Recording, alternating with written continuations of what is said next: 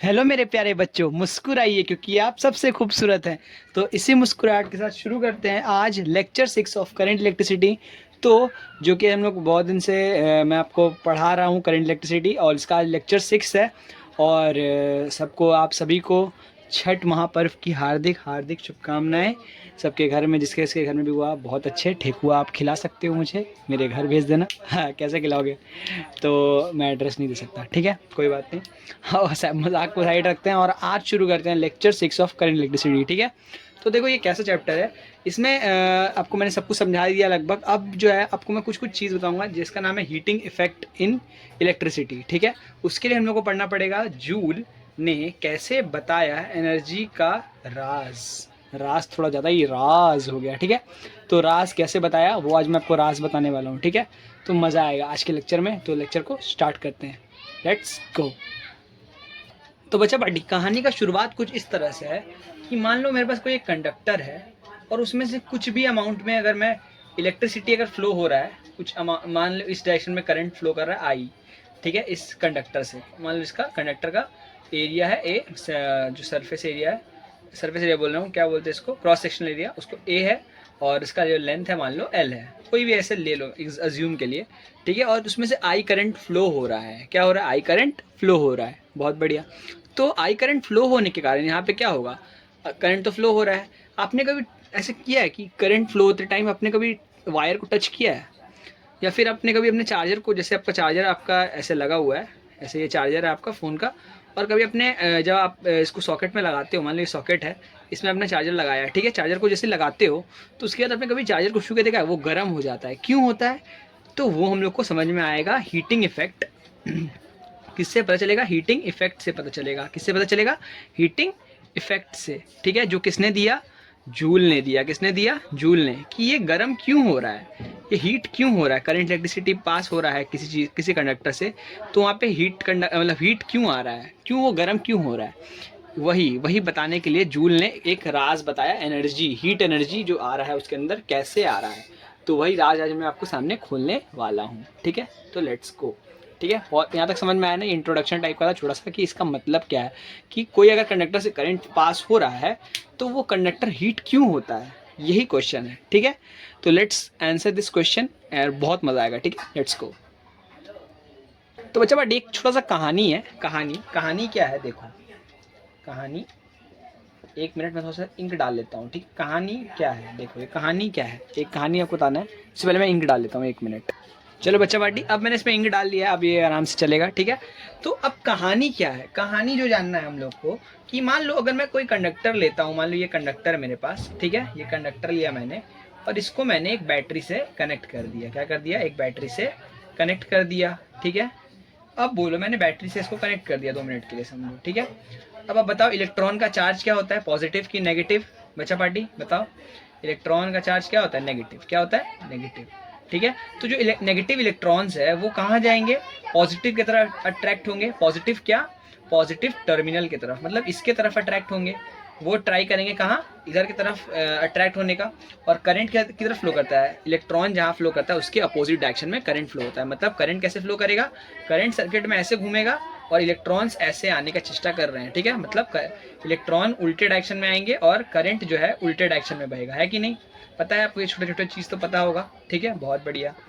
तो अब क्या हुआ कि जैसे ही ये इलेक्ट्रॉन इधर आया, इलेक्ट्रॉन आने का चेष्टा किया यहाँ पे, तो इसी बीच में ना क्या हुआ, ये इसी इसी के अंदर बहुत सारे पार्टिकल्स है, इस कंडक्टर के अंदर पार्टिकल्स तो होंगे ही, उसके साथ कोलाइड करने के टाइम ना इलेक्ट्रॉन्स जो है बहुत सारे एटम्स के, मतलब जब इस कंडक्टर के अंदर है तो बहुत सारे एटम्स के साथ क्या करता है? कोलाइड कर लेता है। कोलाइड मतलब टकरा जाता है। क्या करता है? कोलाइड मतलब टकरा जाता है। टकरा जाता है, यहाँ लिख दूं मैं, टकरा, टकरा जाता है, ठीक है, टकरा जाता है, ठीक है, कोलाइड करता है, ठीक है। और क्या करता है? बहुत सारे उसमें आयन्स होते हैं छोटे छोटे, ठीक है। आयन से तभी ना करंट फ्लो हो रहा है, तो आयन से भी कोलाइड कर जाता है। तो ये सब में टकराने के कारण इसके अंदर से बहुत सारे एनर्जी लॉस हो जाता है, इस इलेक्ट्रॉन का बहुत सारा एनर्जी लॉस हो जाता है। As a result electron has overcome the resistance of the conductor and the loss of energy takes place. किसके अंदर एनर्जी लॉस होगा? किसके अंदर? इलेक्ट्रॉन्स के अंदर होगा कि नहीं? अब इलेक्ट्रॉन्स के अंदर एनर्जी लॉस होने के कारण क्या होगा कि वही जो एनर्जी जो लॉस हुआ वो किस एनर्जी में कन्वर्ट हो जाएगा, हीट एनर्जी में। किस एनर्जी में कन्वर्ट हो जाता है, हीट एनर्जी। क्योंकि हमने पढ़ा है हीट क्या होता है, heat can nor be created, can never be created nor be destroyed, है कि नहीं। मतलब एनर्जी को, एनर्जी होगा यहाँ पे, energy can never be created nor be destroyed.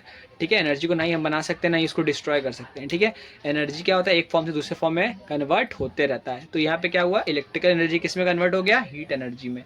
यही समझाना था आपको मेरे को। ठीक है, क्या हुआ कि जो, फिर से बताता हूँ एक बार रिकैप, कि एक कंडक्टर था, मान लो कंडक्टर को मैंने कनेक्ट किया एक बैटरी से, यहाँ पे पॉजिटिव नेगेटिव। ठीक है, ये पॉजिटिव है, ये नेगेटिव टर्मिनल, पता है कि नहीं, लंबा साइड पॉजिटिव, छोटा साइड नेगेटिव। तो जैसे ही कनेक्ट किया तो इलेक्ट्रॉन्स कहाँ आने की चेष्टा करेंगे, पॉजिटिव की तरफ, क्योंकि वो नेगेटिव है, नेगेटिव पॉजिटिव अट्रैक्ट करता है। सब छोटा छोटा चीज़ तो मैंने बता के रखा हुआ है। ठीक है, अब ये हो गया। अब यहाँ आने का जैसे चेष्टा किया तो अब क्या होगा कि जैसे ये आया तो इस बीच में ये बहुत सारे एटम्स और आयन से टकरा जाता है। एटम और आयन से टकराने के कारण इसका बहुत सारा एनर्जी लॉस हो जाता है। मैं आपको सीक्वेंस वाइज ही बता रहा हूँ। ठीक है, एनर्जी लॉस होता है किसका, इलेक्ट्रॉन्स का बहुत सारा एनर्जी लॉस हो जाता है। और ये एनर्जी लॉस होने के कारण ये किसी और एक एनर्जी के फॉर्म में कन्वर्ट हो जाता है। किस एनर्जी के फॉर्म में कन्वर्ट होता है, ये कन्वर्ट हो रहा है किस एनर्जी के फॉर्म में, हीट एनर्जी के फॉर्म में। ठीक है, वही यहीं पे ये होता है कि वो जो इलेक्ट्रिकल एनर्जी है वो हीट एनर्जी में कन्वर्ट हो जाती है। बहुत बढ़िया।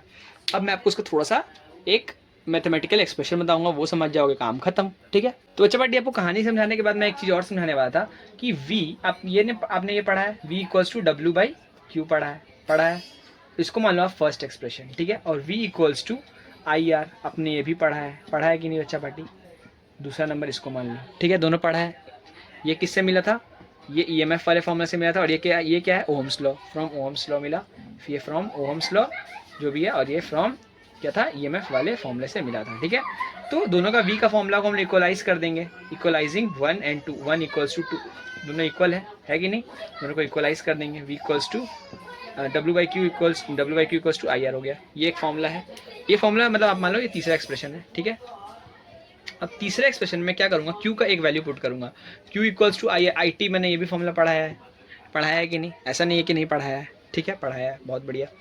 तो अब मैं इसे बैठा दूंगा v डब्ल्यू बाई आई, इसके q की जगह आई टी बैठा दूंगा, putting the value of q in equation, कौन सा, इक्वेशन 3 में बैठाएंगे। तो v बाई क्यू की जगह आई टी हो जाएगा बराबर आई आर, है कि नहीं। तो अब मैं w इक्वल्स टू क्या लिख सकता हूँ, आई स्क्वायर आर टी, ये लिख सकता हूँ कि नहीं, आई स्क्वायर आर टी, ये एक बन गया हमारा एक्सप्रेशन, है कि नहीं बच्चा पार्टी। ये एक बना कि नहीं एक्सप्रेशन, ये मान लो मैंने लिख दिया चौथा एक्सप्रेशन। ठीक है, ये चौथा एक्सप्रेशन समझ में आया कि w equals to I square R T. अब मैं इसके जगह, अब आई की जगह कुछ बैठाऊँ, आई की जगह मैं बैठा दूंगा, आई की जगह हमको पता है v बाई आर होता है। ठीक है कि नहीं। तो अब उसके जगह मैं, अब यहाँ पे आई की जगह ये फॉर्मूला बैठा के, आई का मतलब ये वैल्यू बैठा के यहाँ पे बैठा दूंगा, तो क्या हो जाएगा, w इक्वल्स टू क्या हो जाएगा, v square by R square R T. तो r से एक r कैंसिल हो जाएगा, तो ये क्या हो गया, v square by R into T. ठीक है, ये भी एक फॉर्मूला बना w का ही। ठीक है, 2-3 फॉर्मूला बन जाएगा, चौथा ये 5वां फॉर्मूला मान लो। ठीक है, और लास्ट एक क्या है फॉर्मूला, ये देखो ये फॉर्मूला कैसे बनेगा। तो w इक्वल्स टू हम लोग ये भी लिख सकते हैं, नहीं और कोई ऐसा फॉर्मूला, मेजर फॉर्मूला नहीं है, ये 2 मेजर फॉर्मूला था जो मेरे को आपको बताना था। ठीक है, और ऐसा कोई इसमें तो फॉर्मूला है नहीं। ठीक है, जो मेन फॉर्मूला था मैंने लिख दिया, तो w equals to I square R T और w equals to V square by R T. ठीक है, बहुत बढ़िया। ये 2 फॉर्मूला अगर याद हो गया तो आपको हीटिंग इफेक्ट भी आराम से समझ में आ जाएगा। ठीक है, अब इससे हम लोग को हीटिंग इफेक्ट कैसे समझना है वो आपको बताता हूँ। ठीक है, 1 मिनट। तो देखो इससे हीटिंग इफेक्ट कैसे समझेंगे हम लोग। तो आपको यहाँ पे कुछ चीज़ दिख रहा है, वही जो चीज़ जो दिख रहा है उसी से मैं आपको समझा दूँगा। ठीक है, अब थोड़ा सा आवाज़ के कारण मैंने वीडियो बंद कर दिया। तो मैं आपको बता रहा था क्लास 9th आपने पढ़ा होगा, सभी ने क्लास 9th सभी ने पढ़ा है कि नहीं, तभी तो 10th में है। हाँ, तो आपने एक चीज़ पढ़ा वहाँ पे, W is proportional to heat. ठीक है, work done is proportional to the heat, जितना आप हीट बढ़ाओगे उतना ज़्यादा वर्क डन होगा कि नहीं। तो इससे हम लोग को एक फॉर्मूला मिला था, W equals to J H, जहाँ पे J एक कॉन्स्टेंट था। ठीक था, ये तक समझ में आया था आपको यहाँ तक। तो H equals to W by J लिख सकते हैं कि नहीं, बहुत बढ़िया। ठीक है, H इक्वल्स टू W/J। तो अब क्या हम ये जो है, अगर मैं मान लेता हूँ कि ये जब 1 हो जाए, ये जब ये जो J का वैल्यू है ना 1 हो जाए, मतलब क्या है 4.2 जूल पर कैलोरी, ये जो है ये कुछ इस तरह का रिलेशन है जो आपको बस समझना है, ठीक है।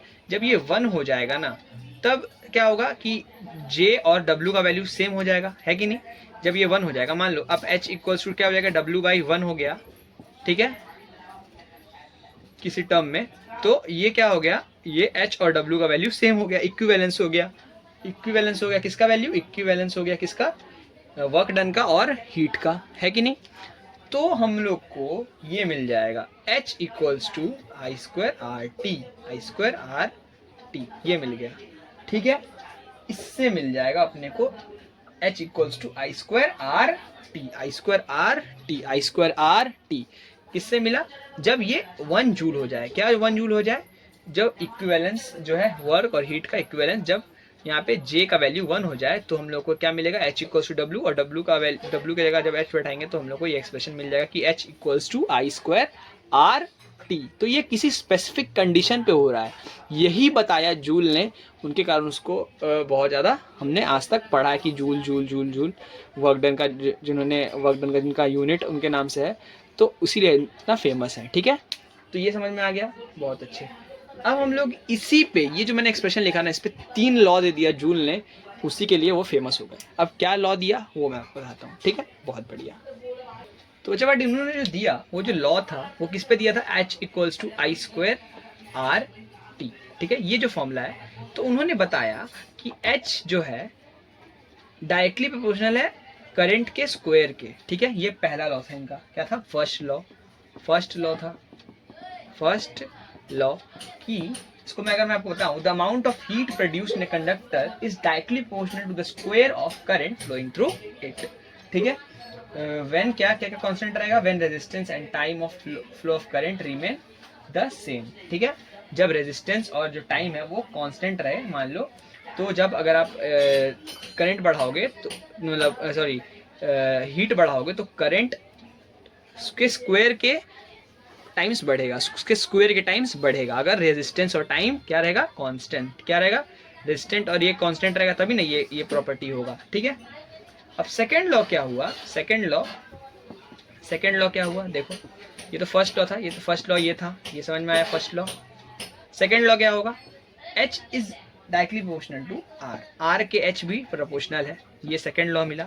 सेकंड लॉ से हम लोग को कैसे मिलेगा कि जब the amount of heat H produced in a conductor is directly proportional to the resistance of the conductor when current and time is क्या is constant in the conductor, ठीक है, कंडक्टर, ठीक है।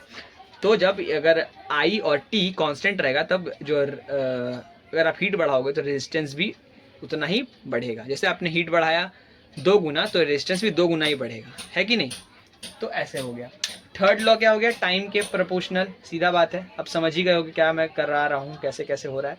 तो ये इसी के ऊपर तीनों लॉ अपने को मिल गया, इसका जूल्स लॉ, ठीक है। थर्ड लॉ जो है यही है कि अब जब हम लोग करंट और किसको, रेजिस्टेंस को कांस्टेंट रखेंगे, तो जो हीट अगर बढ़ाएंगे तो टाइम भी बढ़ेगा, या फिर हीट घटाएंगे तो टाइम भी घटेगा, क्योंकि ये डायरेक्टली प्रोपोर्शनल रिलेशन है, ठीक है। तो ये थर्ड लॉ हो गया किसका, जूल बाबा का। किसका लॉ, जूल बाबा का लॉ है, ये का लॉ, नियम है, ये नियम, कानून इसको कहते हैं ना।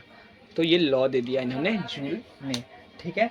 तो इसीलिए ये इतने फेमस हो गए, ठीक है, कि जो करंट है वो क्या करता है, जो करंट फ्लो के कारण क्या होता है। एक मैं क्विक रिकैप दे दूं एक चीज़, इसका जितना पढ़ाया मैंने, कि पहले कहानी स्टार्ट कहाँ से हुआ था कि अगर एक कंडक्टर है, उसके अंदर मैं अगर उसको बैटरी से रन करूँगा तो वो क्या करेगा, जो उसमें इलेक्ट्रॉन्स होते हैं, फ्री इलेक्ट्रॉन्स, तभी तो कंडक्टर होता है।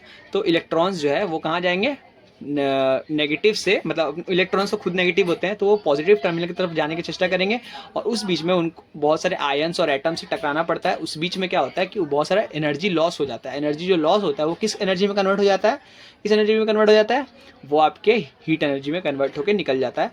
तो वही जो है गर्म हो जाता है कंडक्टर, ठीक है। उसी के ऊपर लॉ दे दिया किसने, जूल बाबा ने लॉ दे दिया। अब जूल बाबा ने लॉ क्या दिया वो मैंने आपको एक्सप्रेशन वगैरह बताया, वो सब तो आपको प्रैक्टिस करना पड़ेगा, सीधी बात है। तो हम लोग को उससे क्या मिला था, H equals to I square R T.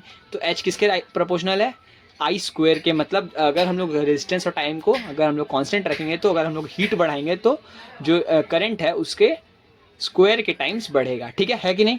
अगर हीट घटाएंगे तो वो उसके स्क्वायर के टाइम्स घटेगा, ठीक है। अगर रेजिस्टेंस और टाइम कांस्टेंट है तभी ये पॉसिबल है। सेकंड लॉ भी वैसा ही है, H is proportional to R. अगर ही करंट और टाइम को अगर हम लोग क्या करेंगे, कांस्टेंट रखेंगे, तो जो हीट है कंडक्टर के अंदर वो रेजिस्टेंस के क्या हो जाएगा, डायरेक्टली प्रोपोर्शनल। मतलब अगर आप हीट बढ़ाओगे तो रेजिस्टेंस बढ़ेगा, हीट घटाओगे तो रेजिस्टेंस घटेगा। जितना बढ़ाओगे उतना ही बढ़ेगा, जितना घटाओगे उतना ही घटेगा। टू एक्स बढ़ाओगे 2x बढ़ेगा, टू एक्स घटाओगे तो 2x घटेगा, ठीक है। वैसे ये टाइम वाला भी है, तो मेरे को ज़्यादा बताने की ज़रूरत नहीं है, समझ में आ गया होगा यहाँ तक। तो बहुत बढ़िया, तो जाके वीडियो को जाके लाइक कर दो यार प्लीज़, ठीक है। बहुत ज़्यादा सपोर्ट मिल रहा है, नेक्स्ट वीडियो में बहुत अच्छा आया था रिस्पांस, तो अच्छा लग रहा है, कोई बात नहीं। अब नेक्स्ट बस ऐसे फिंगर क्रॉस। और आगे का जो टॉपिक है domestic uses of heating effect of current, वो आपको मैं बताता हूँ, ठीक है, 1 मिनट। तो बच्चा पार्टी, इसमें जो मैंने आप लिखा है ये heading, domestic uses of heating effect of current. मतलब डोमेस्टिक यूज में क्या आता है हीटिंग इफेक्ट ऑफ करंट का, तो मतलब जो जो चीज़ होता है, जैसे आयरन हो गया, electric heater, bulb, toaster, geyser वगैरह वगैरह, इस सब में क्या होता है हीटिंग इफेक्ट देखने को मिलता है। तो वो कैसे देखने को मिलता है वो आपको बताता हूँ। तो इलेक्ट्रिक हीटर मान लो ये है, ये इलेक्ट्रिक हीटर, आपको मैं एक फ़ोटो लगा दूंगा इलेक्ट्रिक हीटर का। कुछ ऐसा दिखता है, जो आप घर में होगा ऐसा सब कुछ टाइप का हीटर। ठंडी के टाइम में, ठंडा आ रहा है, सबके घर में आता है ये हीटर, कुछ इस तरह का होता है यार। ये थोड़ा सा बना देता हूँ और मैं होगा तो उसका फ़ोटो भी लगा दूंगा, ठीक है। कुछ इस तरह का होता है हीटर जैसा, और ये इसमें पानी के अंदर डालते हैं और ये पानी को गर्म कर देता है कि नहीं। सबके घर में तो होगा ही शायद, ये लगभग के घर में सॉकेट में लगा देते हैं इसको, बस चालू हीटर, ठीक है। चवाटी मैं क्या बता रहा था कि क्या बता रहा था कि एक हीटर होता है, आपको पता चल गया, घर में जो ठंडी के टाइम में लगाते हैं हम लोग, ये इस टाइप का हीटर होता है। पानी को ये गर्म करता है, पानी ऐसे रखा हुआ है मान लो, तो ये पानी को क्या कर देगा, गर्म कर देगा, ठीक है, बहुत अच्छे। तो अब क्या हुआ कि इस हीटर, ये हीटर है ना, ये किससे बना होता है, जिसका कॉइल होता है, ये जो कॉइल है ना, ये बना होता है निक्रोम से। किससे बना होता है, निक्रोम। क्या, निक्रोम, जो क्या है, एक अलॉय है, एक अलॉय जिसके अंदर 60% निकल होता है। नाम से समझो, 60% निकल होता है। निकल एक क्या है, एलिमेंट है, निकल, Ni से निकल याद रख लेना, 60% होता है इसके अंदर, ठीक है। और जो है 25% इसके अंदर होता है क्या, आयरन, ठीक है। 60 और 25 हो गया 85, और जो लास्ट का बचा है 15%, उसमें क्या होता है, क्रोमियम। क्या होता है, क्रोमियम। क्या होता है, क्रोमियम, ठीक है, ये क्रोमियम होता है। ये तीनों मेटल्स है, 60%, 25% और 15%। अलॉय क्या होता है, मिक्सचर ऑफ एलिमेंट्स, ठीक है। तो ये निक्रोम इसमें होता है, ठीक है, जिसके कारण इसका जो मेल्टिंग पॉइंट और रेजिस्टिविटी है बहुत ज़्यादा हाई होता है। हाई रेजिस्टिविटी, हाई रेजिस्टिविटी मतलब ये बहुत ही ज़्यादा रेजिस्टिविटी, मतलब इसमें रेजिस्टिविटी बहुत ज़्यादा हाई है। तो जितना ज़्यादा रेजिस्टिविटी हाई होगा, इसमें हीट भी उतना ज़्यादा ही होता है। जितना ज़्यादा, अब पता ही आपको मैंने पढ़ाया है, H is directly proportional to R. तो अगर आर अगर आप बढ़ाओगे रेजिस्टिविटी, तो ये क्या बढ़ेगा सीधी बात है, एच भी बढ़ेगा, है कि नहीं, हीट भी बढ़ेगा, हीट उसीलिए ज़्यादा होता है इसके अंदर, ठीक है। हाई मेल्टिंग पॉइंट किसी चीज़ को भी आराम से मेल्ट कर देता है। अगर ये भाई आराम से मेल्टिंग पॉइंट इसका हाई है, तो ये मेल्ट भी आराम से कर देगा या फिर हो जाएगा, ठीक है। तो और ये किसी चीज़ को भी ऑक्सीडाइज नहीं करता है, ठीक है। ये किसी चीज़ को भी ऑक्सीडाइज नहीं करता है, अबाउट 1000 टेम्परेचर तक ये किसी चीज़ को भी ऑक्सीडाइज नहीं करेगा, ठीक है। और ये जो इसका हेलिकल शेप होने के कारण ये क्या करता है, ये जो है जो इलेक्ट्रिक शॉक से भी इंसान को बचाता है। ये जो हेलिकल मतलब ये जो घुमा घुमा शेप है, इसको हेलिकल शेप बोलते हैं। इसी कारण हम लोग को इलेक्ट्रिक शॉक लगने से भी ये बचा देता है, ठीक है, बहुत बढ़िया। अब आता है इलेक्ट्रिक आयरन, दूसरा चीज़ वो बताता हूँ, 1 मिनट। नेक्स्ट जो चीज़ है आयरन, आयरन तो आपने सबने देखा ही होगा, आयरन ऐसा कुछ टाइप का होता है। ये आयरन है, कपड़ा से इस्त्री करते हैं मस्त अपना, ये कपड़ा मान लो, ये कपड़ा है, इसके ऊपर आयरन ऐसे लगाते हैं ना, और यहाँ पे सॉकेट होता है, कनेक्ट कर देते हैं तो आयरन बन जाता है। ये आयरन होता है, गाड़ी जैसा आयरन है मेरा, ठीक है। तो आयरन क्या होता है कि ये भी एक तरह का क्या होता है, इसमें भी हम लोग प्रेसिंग क्लोथ्स में यूज़ करते हैं, ये तो पता ही है। और इसका कैसा, ये इसमें भी निक्रोम होता है, निक्रोम कॉइल, क्या होता है निक्रोम कॉइल, ठीक है। और wounded on a mica sheet, mica sheet के ऊपर ये लिपटा होता है, ठीक है। और इसमें भी क्या होता है, सेम वैसा ही है ये, हाई रेजिस्टिविटी वाला, ठीक है। बहुत बढ़िया। तो दूसरा इसके बाद जो आता है ऐसे ही टाइप में, आपको बस थोड़ा थोड़ा लिखना है पॉइंट, ठीक है। और इसके बाद आता है electrical bulb, electric bulb. Electric bulb क्या होता है, अब बल्ब, बल्ब के अंदर बहुत इंपॉर्टेंट है, बल्ब के अंदर क्या होता है, टंगस्टन, क्या होता है टंगस्टन, कुछ इस तरह का फिलामेंट होता है, टंगस्टन फिलामेंट होता है। ये बल्ब है और ये इसके अंदर फिलामेंट है टंगस्टन, ठीक है। और ये बल्ब है आपका, ठीक है।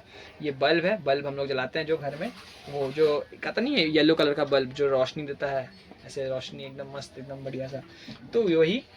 इसके अंदर भी रेजिस्टिविटी बहुत ज़्यादा क्या होता है, हाई होता है, हाई, ठीक है। और वेरी हाई मेल्टिंग पॉइंट, ये समझ में आ गया, वेरी हाई मेल्टिंग पॉइंट, ठीक है। अबव 3300 डिग्री सेल्सियस के लगभग में इसका मेल्टिंग पॉइंट होता है, बहुत ही ज़्यादा हाई होता है, ठीक है।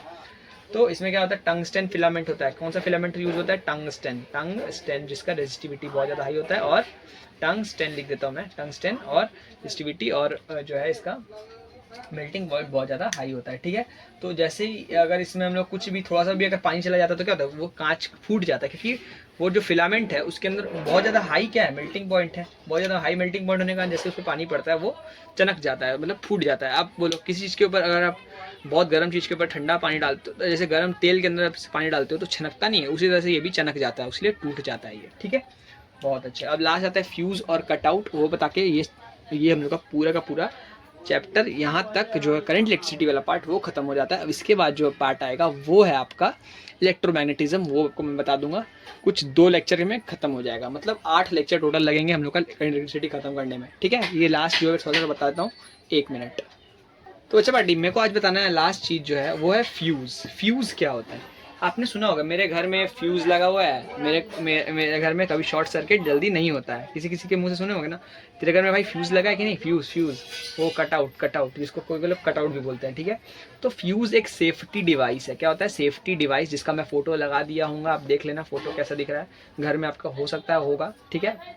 तो वो क्या होता है कि वो जो है उसके अंदर भी क्या होता है 3:1, उसमें बहुत ज़्यादा अलॉय यूज, उसमें अलॉय होता है, अलॉय मतलब जिसमें मिक्सचर ऑफ एलिमेंट्स, ठीक है। बहुत अच्छे। तो इसका जो मेल्टिंग पॉइंट है ना, इसका मेल्टिंग पॉइंट बहुत ही ज़्यादा लो होता है, ठीक है। मेल्टिंग पॉइंट बहुत ज़्यादा लो होता है और रेजिस्टेंस जो है बहुत ज़्यादा हाई होता है, ठीक है।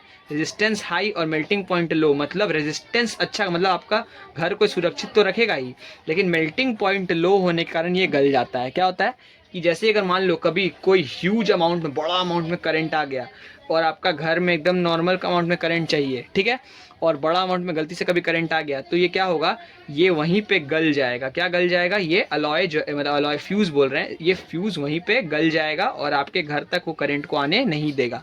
तो जो बड़ा अमाउंट में करंट है वो आपके घर तक नहीं पहुंचेगा, जिसके कारण क्या होगा, घर में कभी शॉर्ट सर्किट नहीं होगा, कभी शॉर्ट सर्किट नहीं होगा। समझ में आ गया।